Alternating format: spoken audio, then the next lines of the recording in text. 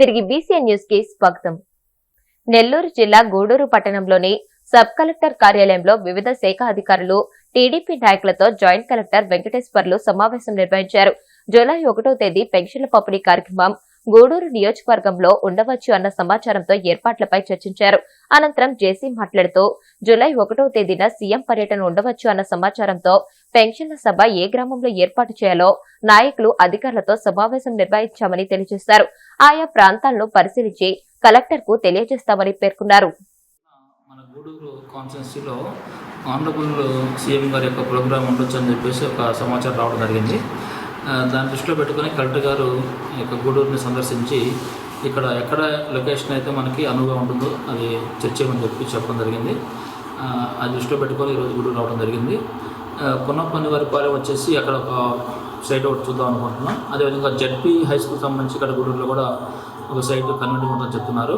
ఇలా 2-3 సైట్స్ చూసి అందులో ఏది మనకి అనుకూలంగా ఉంటుందనేది పని చేసి చెప్పడం జరుగుతుంది. అందులో భాగంగానే ఇక్కడ స్థానిక అంటే మన గౌరవ ఎమ్మెల్యే గారు కూడా స్థానిక ఎమ్మెల్యే గారు ఇక్కడ ఈరోజు అందుబాటులో లేరు. అయితే స్థానిక మన నాయకులు ఎవరైతే ఉన్నారో పార్టీకి సంబంధించినటువంటి లోకల్ లీడర్స్ వారిని కూడా పిలవడం జరిగింది. అధికారులు కూడా మాకు ఆర్డర్ డిపార్ట్మెంట్ నుంచి ఈ గారు అలాగే ఇక్కడ తహసీల్దార్ కోట, చెట్టకూరు, గూడూరు మున్సిపల్ అధికారులు కూడా రావడం జరిగింది. పీడీడీఆర్డీ గారు కూడా రావడం జరిగింది. ఒకసారి అధికారులకు వెళ్ళి మేము అందరం కూడా ఎక్కడైతే మన లొకేషన్ కూడా చూసుకొని దాన్ని కరెక్ట్గా దృష్టిలో పెట్టేసి అది పనిచేయడం జరుగుతుంది. దాని నిమిత్తం వందే మాత్రం గీత రచయిత బంకించంద్ర చటర్జీ జయంతి వేడుకల్లో రాష్ట్ర ఉత్తమ ఉపాధ్యాయ అవార్డు గ్రహీత district 201 cabinet secretary Koppireddy Suryaprakash ఆధ్వర్యంలో ఘనంగా నిర్వహించారు. వాకర్స్ గవర్నర్ వడుపు గోపి, శ్రీ విజ్ఞాన వేదిక కన్వీనర్ చెరుకువాడ రంగసాయి చటర్జీ చిత్రపటానికి పూలమాల వేసి నివాళులర్పించారు. ఈ సందర్భంగా సూర్యప్రకాష్ మాట్లాడుతూ స్వతంత్ర స్వగ్రామంలో వందే మాత్రం అనే నినాదం ఒక సంజీవనిలా పనిచేసిందని తెలియజేశారు. ఆనంద్ మఠ్ అనే గ్రంథంలో బెంగాల్ కు చెందిన చటర్జీ వందే మాత్రం గేయాన్ని రచించినట్లు తెలియజేశారు. ఈ కార్యక్రమంలో కేబినెట్ ట్రెజరర్ హనుమంతరావు, గ్రంథి ప్రసాద్, పావిరాల రామ్మోహన్ రావు, నల్లం రఘుబాబు, ఇంజనీర్ సీతారామస్వామి తదితరులు పాల్గొన్నారు. వందే మాతరం సుజలాం సుఫలాం మలయజసీతలాం సస్యశ్యామలాం మాతరం వందే మాతరం సుప్రజ్యోత్స్నా పులకితయామిని పుల్లకుసుమిత ద్రుమదళశోభిని సుహాసిని సుమధుర భాషిణి సుప్రదాం వరదాం మాతరం వందే మాతరం. మన భారతదేశ ఔన్నత్యాన్ని పెంపొందిస్తూ గీతాలు రాసిన మహానుభావులందరూ కూడా చిరస్మరణీయంగా నిలిచారు. మరి ముఖ్యంగా బంకించంద్ర చటర్జీ వందే మాత్రం, రవీంద్రనాథ్ ఠాగూర్ జనగణమన, మా తిరుగు తల్లి మణిపుదండ శంకరంబాడి సుందరాచార్య వీళ్ళందరూ కూడా జాతి చరిత్రలో చిరస్మరణీయులు. మరి ఇవాళ బంకించంద్ర చటర్జీ గారు వందే మాత్రం గీతం ప్రతి కార్యక్రమం ముందు, ప్రభుత్వ కార్యక్రమం కానీ ప్రైవేట్ కార్యక్రమాలు కానీ ముందు ప్రార్థన చేయటం మన భారతీయుల గొప్పతనం చాటి చెప్తున్నాయి. అటువంటి మహానుభావుడు వర్ధంతి కార్యక్రమాన్ని ఇవాళ వాకర్స్ అసోసియేషన్ ఆధ్వర్యంలో నిర్వహించుకోవడం జయంతి నిర్వహించుకోవడం వాకర్స్ అసోసియేషన్ అందరికీ ధన్యవాదాలు చేస్తాను. ఈరోజు మన గేయ రచయిత శ్రీ బంకించంద్ర చటర్జీ గారు రచించినటువంటి వందే మాతరం మన భారతదేశం మొత్తం 50 మంది ప్రజానీకం నిత్యం ప్రతినిత్యం పాఠశాలల్లోనూ ప్రభుత్వ కార్యాలయాల్లోనూ అన్ని రంగాల ప్రదేశాలలో కూడా ఏ గీతాన్ని అయితే ఆలపిస్తూ మనం ప్రారంభించుకుంటామో ఆ గీతాన్ని రచించిన శ్రీ బంకించంద్ర చటర్జీ గారి జయంతి సందర్భంగా ఈరోజు 201 డిస్ట్రిక్ట్ గవర్నర్ వడుపు గోపి గారు, శ్రీ విజ్ఞాన వేదిక కన్వీనర్ శ్రీ పెద్దలు చెరుకువాడ రంగసాయి గారు, అలాగే మా కార్యవర్గ సభ్యులు క్యాబినెట్ సభ్యులందరూ కలిపి ఈరోజు ఈ కార్యక్రమాన్ని ఆయన జయంతి సందర్భంగా ఆయనకి పూలమాల వేసి నివాళులర్పించి భారతదేశ ఔన్నత్యాన్ని చాటి చెప్పడంలో ఈ గేయం యొక్క ప్రాముఖ్యతను వివరించడం కోసం ప్రజలకు ఈ కార్యక్రమం ఏర్పాటు చేయబడింది. కాబట్టి దయచేసి వందే మాతర గేయాన్ని అందరూ కూడా గౌరవించాలి, అందరూ కూడా ప్రార్థించాలి. పశ్చిమ గోదావరి జిల్లా భీమవరం మండలం వెంప గ్రామంలోని శ్రీ ఆంజనేయ స్వామి ఆలయంలో ఒక అద్భుతం జరిగింది. ఆలయ 15వ వార్షికోత్సవం సందర్భంగా ప్రత్యేక హోమాలు నిర్వహించారు. అయితే హోమం జరుగుతున్న సమయంలో ఎక్కడి నుంచో ఒక వానరం ఆంజనేయ స్వామి ఆలయంలోకి వచ్చింది.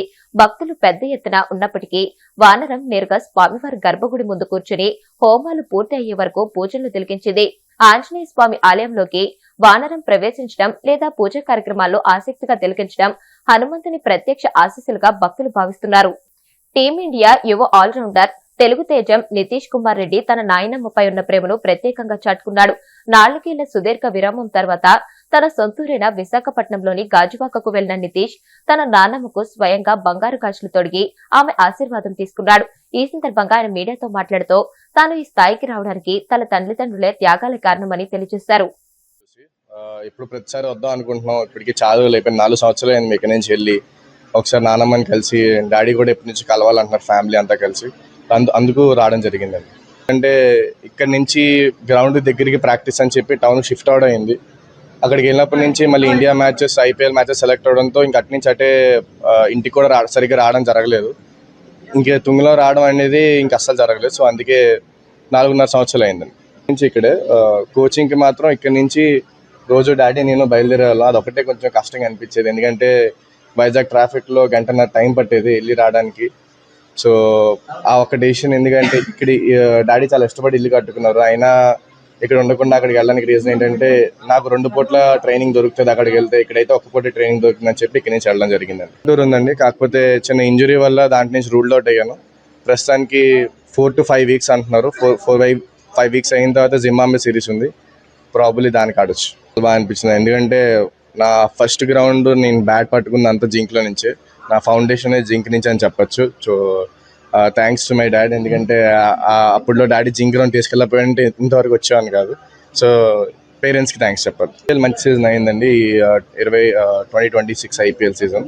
ఇంకా ఫర్దర్గా వరల్డ్ కప్ సిరీస్లు ఉన్నాయి. సో దానికి మంచి పర్ఫార్మెన్సెస్ ఇస్తే మనకి మంచి ఛాన్సెస్ ఉంటాయి. ఏ క్రికెటర్కైనా వరల్డ్ కప్ ఇండియా తరపున ఆడి కప్ తీసుకురావాలనే ఉద్దేశం ఉంటుంది. సో అదే లక్ష్యంగా పెట్టుకుంటున్నాం. వరకు ఎందుకు వెళ్ళాల్సి వచ్చిందంటే మధురవాడ వరకు ఎందుకు వెళ్ళాల్సి వచ్చిందంటే ఎందుకంటే క్యాంప్స్ అండి. ఇప్పుడు ప్లేయర్లందరికీ ఒక చోట క్యాంప్ పెడతారు. ఇప్పుడు 3-4 చోట్ల క్యాంప్ పెట్టలేరు. మనం ప్రైవేట్గా చేసుకోవాలనుకుంటే జింక్ గ్రౌండ్ మనకు ఉంది, ఇక్కడ కోచెస్ ఉన్నారు, మనం ప్రాక్టీస్ చేసుకోవాలి. కానీ టీం అంతటితో కలిసి చేయాలంటే అందరూ ఒక దగ్గరికి రావాలి. కాబట్టి ఇక్కడ నుంచి మేము అక్కడ ట్రావెల్ అయ్యేవాళ్ళం. ఫెసిలిటీస్ లేకనే ఇంకా జింక్ గ్రౌండ్ చాలా మంచి ఫెసిలిటీస్ ఉన్నాయి, బాల్స్ ఉన్నాయి, నెట్స్ ఉన్నాయి. కాకపోతే మొత్తం వైజాగ్ ప్లేయర్స్ అందరూ ఒక దగ్గర రావాలి కాబట్టి మధురవాడ. వార్తలు ముగించే ముందు ముఖ్యాంశాలు మరొకసారి. తుంగభద్ర డ్యాం కు 33 కొత్త గ్రస్ గేట్లు ఏర్పాటు. ఒకే వేదికపై ఏపీ, కర్ణాటక, తెలంగాణ ముఖ్యమంత్రులు. నదుల అనుసంధానమే దేశాభివృద్ధికి కీలకమన్న చంద్రబాబు. సాయి కృష్ణ లాకప్ డెత్ ముమ్మాటికి ప్రభుత్వ హత్యనన్న మాజీ మంత్రి గుడివాడ అమర్నాథ్. ఘటనపై సీబీఐతో దర్యాప్తు జరిపించాలని డిమాండ్. సముద్రాన్ని కలుషితం చేయవద్దు. కాకినాడ కలెక్టరేట్లో నిర్వహించిన మత్స్యకారుల వర్క్ షాప్ లో రాష్ట్ర మత్స్యశాఖ కమిషనర్ రామశంకర్ నాయక్, కలెక్టర్ హరేంద్ర ప్రసాద్ సూచన.